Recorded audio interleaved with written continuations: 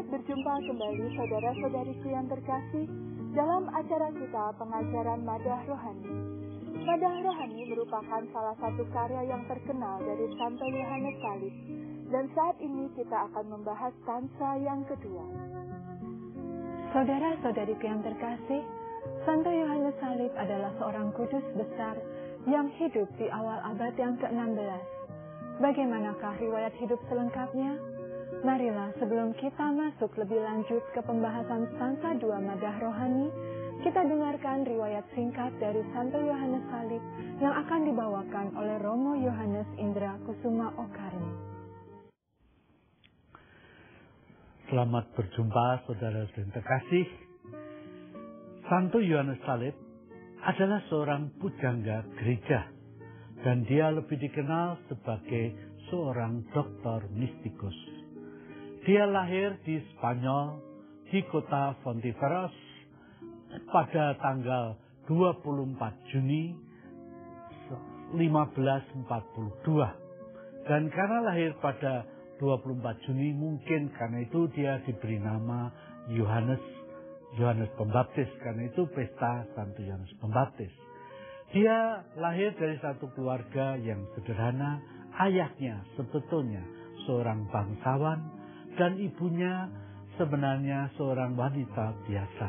Tapi kemudian karena ayahnya begitu mencintai ibunya, akhirnya dia meninggalkan segala kedudukannya sebagai bangsawan dan menikah dengan istrinya itu, yaitu Catalina Alvarez itu. Kemudian dari situ lahir Santo Yohanes Salib dan saudaranya yang lain. Yohanes Salib hidup sebagai anak dari keluarga yang miskin karena setelah ayahnya dikucilkan oleh keluarganya karena menikahi seorang gadis desa yang biasa, maka penghasilan mereka juga menjadi sedikit. Dan karena itu ayahnya dan ibunya hidup dari usaha mereka menenun kain-kain itu. Saudara-saudara yang terkasih, Yohanes Salib dalam masa kecilnya mengalami satu kehidupan yang sederhana, bahkan boleh dikatakan miskin.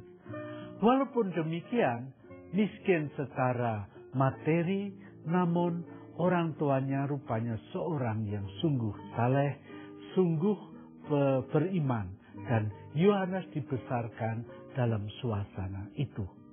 Dia melayani di situ sebagai seorang anak kecil dan dia juga bekerja di sebuah rumah sakit. Tapi kemudian setelah dia menjadi besar, dia akhirnya memasuki biara Karmel. Sebenarnya ada satu anekdot yang menarik sebelum dia masuk itu, yaitu pada waktu dia kecil, waktu dia bermain-main, dia jatuh dalam sebuah kolam. Dan pada waktu itu Bunda Maria ikut campur tangan dan akhirnya Bunda Maria sendiri yang menolong dia keluar dari kolam itu. Dari situ pula kita lihat devosi-nya yang makin besar juga kepada Bunda Maria. Dia sebagai pemuda dia belajar di Kolese Romo-Romo Yesuit, tetapi ketika sampai waktunya untuk masuk biara, dia justru memilih biara Karmel karena rupanya dia tertarik di situ. Kemudian dia setelah selesai novisiatnya, memang tidak banyak yang diketahui orang tentang masa novisiat Santo Yohanes Salib ini.